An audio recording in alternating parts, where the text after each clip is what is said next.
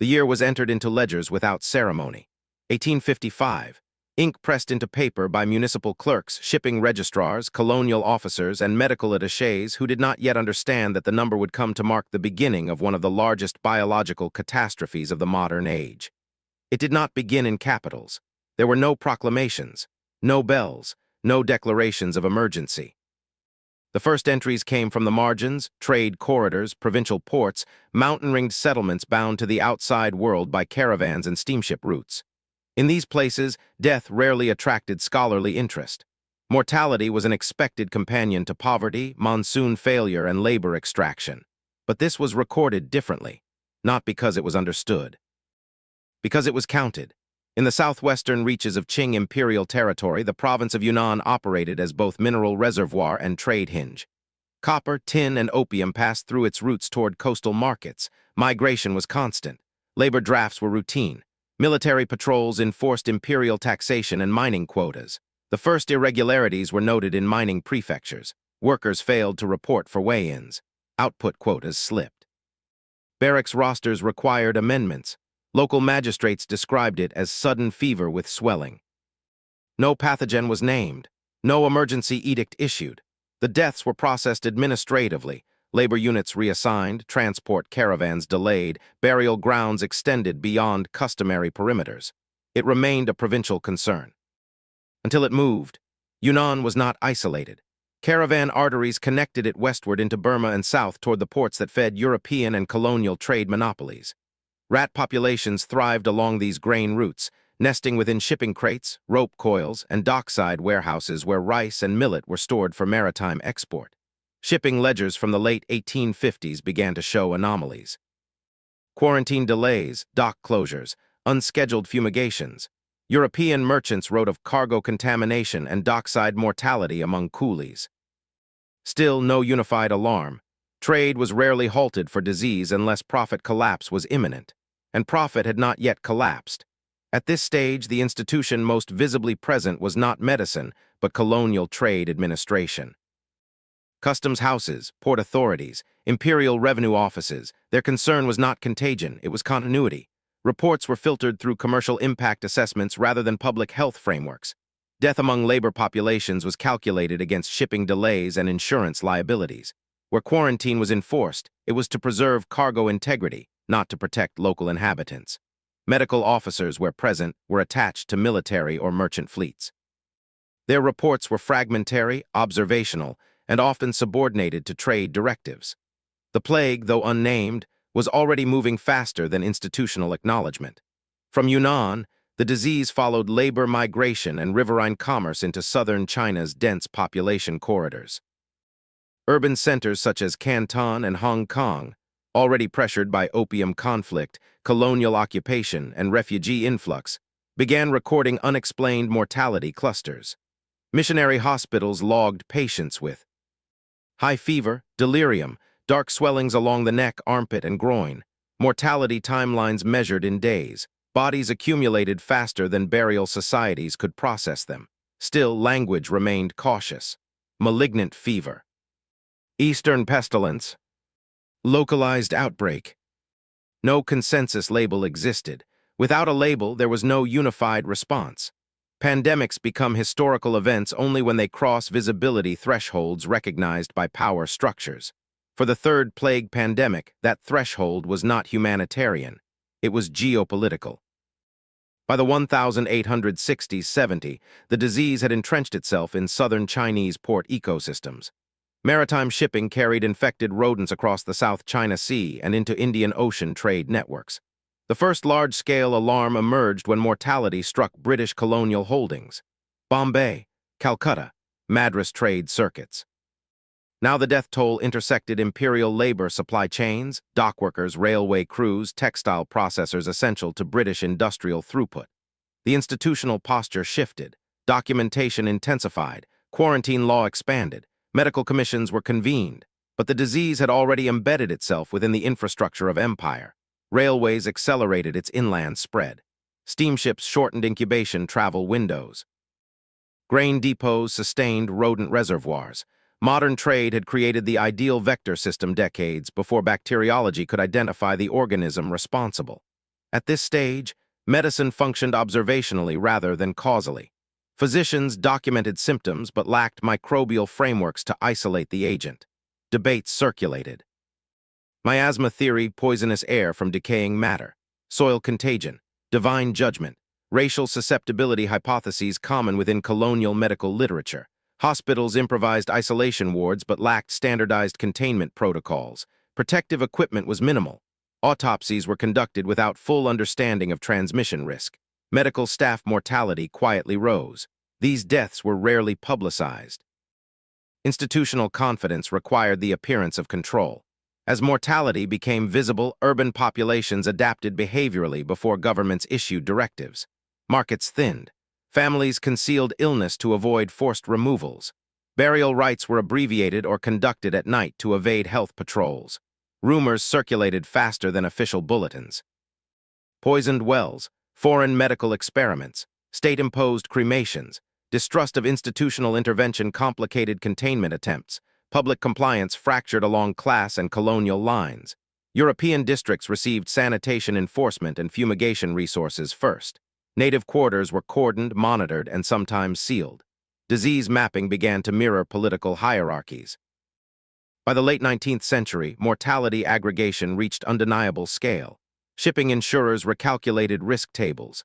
Colonial offices requested centralized epidemiological summaries. What emerged was the first approximation of cumulative loss. Millions dead across China and India alone. Trade journals began referencing the Third Great Plague.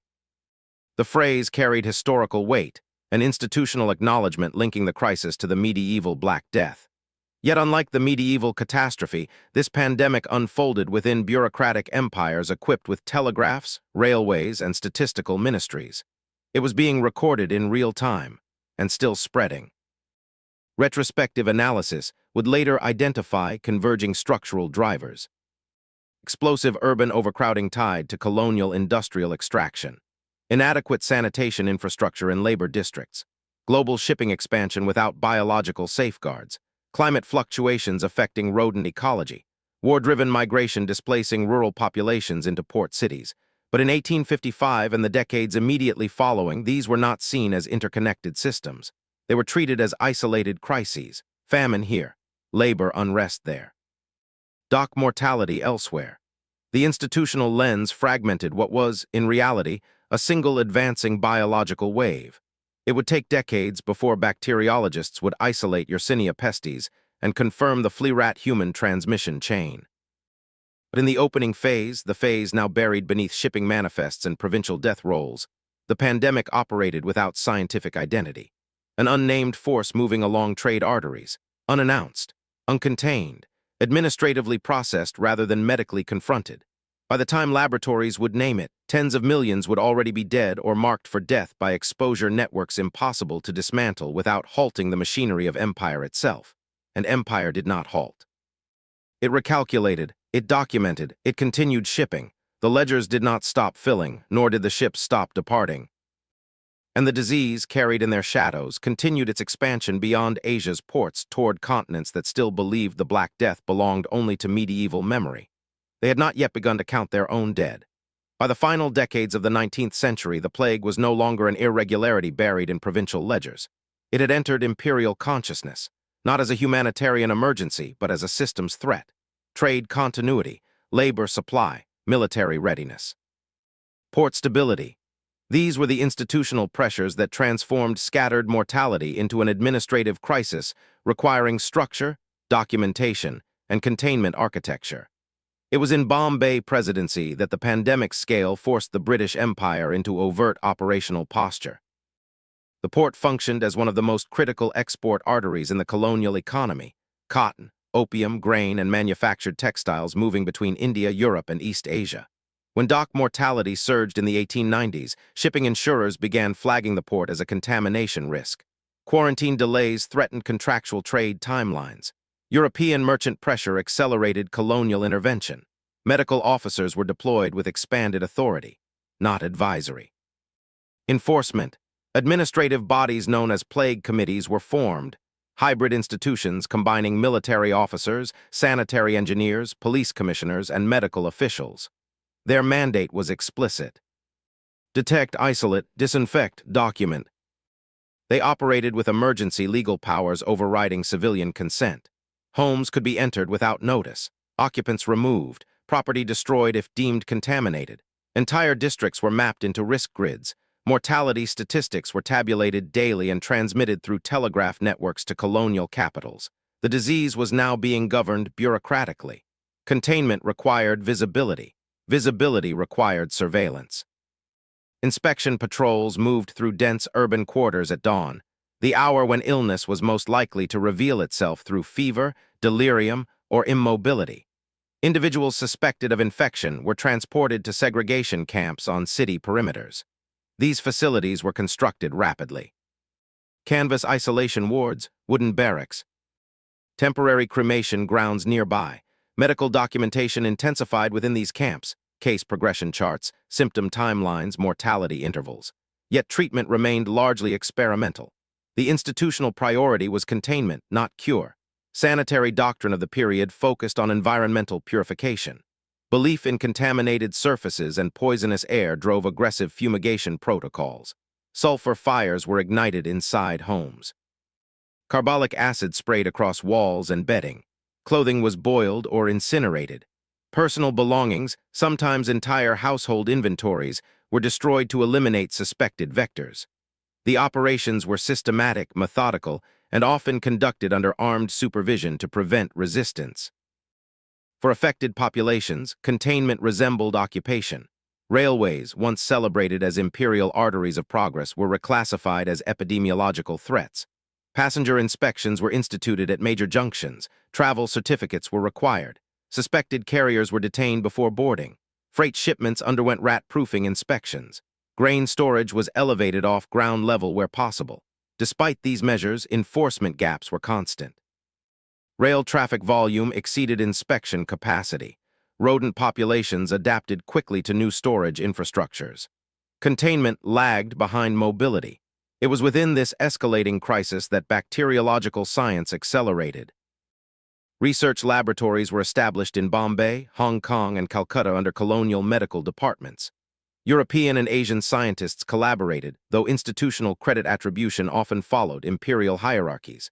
Microscopic identification of the plague bacillus marked a turning point. The organism was isolated, stained, catalogued. Transmission theories shifted from miasma to vector biology. Fleas, carried by rats, were confirmed as primary transmission agents. This discovery reshaped containment systems. Rodent eradication campaigns began. Urban extermination programs mobilized municipal workers and civilian participation. Bounties were issued for rat carcasses, trapping quotas established, warehouses sealed with metal plating. Dock pilings reinforced to prevent nesting. Carcasses were cataloged to track infection density zones, but eradication proved elusive. Rats reproduced faster than municipal programs could eliminate them. And as infected rodents died, fleas sought new hosts, often human. Containment measures sometimes accelerated transmission rather than suppressed it. As surveillance and containment intensified, so did public fear. Segregation camps gained reputations as death enclosures. Families concealed illness to avoid forced removal. Corpses were hidden within walls, beneath floorboards, or buried secretly at night. Medical officers faced hostility. Inspection patrols required police escorts. Rumors proliferated. Hospitals harvesting organs. Foreign doctors testing poisons. Cremation policies erasing religious rights. Trust between institutions and populations eroded rapidly. Containment required cooperation, but cooperation dissolved under coercion. Despite resistance, bureaucratic recording reached unprecedented scale. Death certificates standardized symptom classification. Urban plague maps plotted infection clusters street by street. Shipping logs cross-referenced outbreak zones. Insurance firms developed plague risk indices tied to port activity. Statistical offices began projecting mortality trajectories, early forms of epidemiological modeling. Numbers replaced narratives. Millions became data columns. The institutional language of loss shifted from human to numerical. From India and China, maritime networks carried the disease outward. East Africa, the Middle East, South America, Pacific ports, even isolated outbreaks in North America and Europe. Each arrival triggered localized containment systems modeled on colonial precedents. quarantine islands, fumigation docks, rat control bureaus. The pandemic had become planetary, yet its epicenter remained embedded in colonial trade infrastructures that could not be dismantled without economic collapse. Containment existed within operational limits dictated by commerce. Trade never fully stopped. In laboratories, experimental vaccines and serums were developed. Some reduced mortality marginally. Others produced severe side effects. Field trials were conducted under emergency authorization, often among colonized populations with limited consent frameworks. Successes were recorded. Failures archived quietly. Medical science advanced rapidly, but always within the urgency imposed by economic threat rather than purely humanitarian impulse. By the early 20th century, plague governance had become routinized. Inspection patrols normalized. Quarantine protocols standardized. Urban sanitation reforms slowly implemented. Mortality rates began gradual decline in some regions, not from eradication, but from layered containment plus infrastructural modernization. Yet the cumulative loss had already reached staggering magnitude. Tens of millions exposed, up to 15 million dead across Asia and beyond. Still, documentation remained fragmented across empires, colonies, and trade jurisdictions. No single institution claimed the full accounting. The systems had grown vast. Committees, laboratories, quarantine grids, statistical bureaus, all constructed to monitor, contain, and record a biological force that had entered through the very arteries of imperial expansion. And while these systems functioned outwardly as mechanisms of protection, they also documented something else. The scale of institutional delay, the cost of commercial hesitation, the mortality price embedded within global trade acceleration. The numbers continued to accumulate in ledgers few civilians would ever read. And even as containment stabilized some regions, the pandemic's historical imprint was already being processed for administrative closure rather than public memory. By the early decades of the 20th century, the pandemic no longer moved with the same velocity that had defined its expansionary phase. Outbreaks still occurred, sudden, lethal, geographically contained, but the sweeping continental surges that once overwhelmed port cities and trade corridors began to fragment.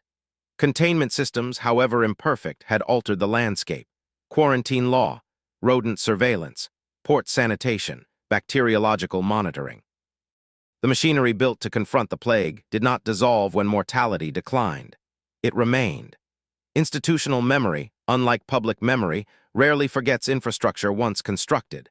Even as major imperial ports reported declining fatality ratios, rural interiors and trade peripheries continued to experience flare-ups.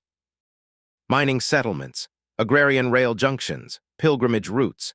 These regions lacked the dense containment architecture of coastal metropolises. Medical presence remained intermittent. Outbreak documentation was often delayed, diluted, or lost within provincial bureaucracies. The pandemic did not end uniformly. It receded unevenly, withdrawing from the most surveilled zones first while persisting in administrative shadows. As mortality stabilized in major economic centers, colonial governments initiated processes not of commemoration, but of administrative closure.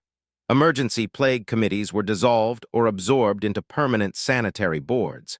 Temporary segregation camps were dismantled or repurposed into municipal hospitals. Inspection patrols were scaled down, though never fully eliminated. Budgets were reallocated toward infrastructure framed as modernization. Sewer expansion, urban ventilation planning, building codes regulating overcrowding. These reforms were documented as public health progress rather than plague consequence. Institutional language reframed the narrative from catastrophe to advancement. Attempts were made to aggregate the total death toll. The process proved structurally incomplete. Mortality records were dispersed across empires. Qing provincial ledgers, British colonial registries, French Indochina reports, Ottoman port documents, shipping insurance archives. Many deaths had never been formally registered, particularly among migrant labor populations and rural communities outside administrative census systems. Estimates converged rather than concluded. 12 million, 14 million, 15 million, numbers that signified scale without precision. Loss measured in approximation. Where institutional memory proved most durable was within laboratory science. The identification of Yersinia pestis transformed bacteriology. Vector theory matured. Flea transmission studies reshaped epidemiological modeling. Rodent ecology entered public health planning. Vaccination research accelerated beyond plague alone, influencing cholera, typhoid, and influenza preparedness frameworks. Medical institutions archived tissue samples, case charts, and bacteriological slides for future reference. In laboratories, the pandemic remained permanently present, a specimen crisis preserved in glass and ink. Cities most affected by plague underwent architectural recalibration. Dock districts were redesigned for ventilation. Warehouses elevated cargo above rodent access levels. Drainage canals rerouted stagnant water flows. Tenement regulations imposed density limits, though enforcement varied by class and colonial priority. European administrative quarters were modernized first. Indigenous districts followed gradually, often decades later. Sanitation reform mapped onto imperial hierarchy. Even recovery reflected structural inequality. Unlike medieval plague memory, preserved in chronicles, art, and folklore, the third pandemic left comparatively muted cultural imprint. No unified literary canon emerged. No singular visual iconography defined its horror. The deaths were too dispersed across colonies, languages, and administrative regimes to coalesce into shared narrative. For Europe and North America, the pandemic existed largely as distant epidemiological news rather than lived societal trauma. For Asia and colonial territories, documentation existed, but often within bureaucratic rather than cultural archives. Memory fragmented along imperial lines. Perhaps the most defining characteristic of the pandemic's aftermath was what did not occur. Global trade did not collapse. Industrial expansion did not halt. Railway construction accelerated into the 20th century. Shipping tonnage increased. Insurance systems adapted risk models rather than withdrawing capital. The machinery that enabled the pandemic's spread proved too economically essential to dismantle. Containment was engineered around commerce, not in opposition to it. The lesson institutionalized was not restraint, but management. Over time, plague governance structures were absorbed into broader public health ministries. What had once been emergency response became routine sanitation law. Rodent control normalized within municipal services. Port health inspections institutionalized as standard procedure. The pandemic dissolved into administrative background, its extraordinary origins obscured by bureaucratic permanence. Future generations would encounter its legacy indirectly. Health codes, quarantine statutes, laboratory protocols, but rarely its mortality scale. The most complete testimonies remain buried within archives seldom accessed outside academic or medical inquiry. Shipping delay correspondences referencing unexplained dock deaths. Insurance claim disputes citing cargo contamination losses. Segregation camp intake registries listing unnamed laborers. Sanitary board maps shaded with infection density grids. Personal diaries of medical officers documenting exhaustion, exposure, and quiet fatalism. These fragments form the true memorial, dispersed, institutional, largely unread. The pathogen itself never vanished. It retreated into zoonotic reservoirs, rodent populations across Central Asia, Africa, and the Americas. Periodic outbreaks would continue into the modern era, contained swiftly through antibiotics and surveillance systems born from the third pandemic's infrastructure. The bacterium endured, managed, monitored, but never eradicated, a dormant inheritance within global ecology. When historians attempt to position the third wave of the Black Death within pandemic chronology, its scale resists public recognition. The medieval Black Death dominates cultural memory. The 1918 influenza commands modern awareness. Between them, the third plague pandemic occupies a vast but muted space. 15 million dead, primarily among colonized, laboring, and economically peripheral populations whose deaths did not reshape imperial political structures. Mortality without geopolitical rupture, catastrophe without global mourning. What remains is not a singular monument, nor a collective remembrance ritual. It is infrastructure, laboratories tracing bacterial lineages, ports enforcing health inspections, cities engineered for ventilation and sanitation. Statistical modeling systems projecting outbreak trajectories. The pandemic's memory survives embedded within procedure rather than story. An event processed, documented, integrated, then administratively sealed. And within archival vaults the ledgers remain, columns of numbers, dates beside names rarely accompanied by biography. A pandemic measured with precision yet remembered with distance. The third wave did not end with a declaration. It receded into systems designed to prevent its return, systems still active, still evolving, still shaped by the 15 million who vanished into institutional record. Their absence persists not in monuments, but in the quiet continuance of the structures built in response to their loss.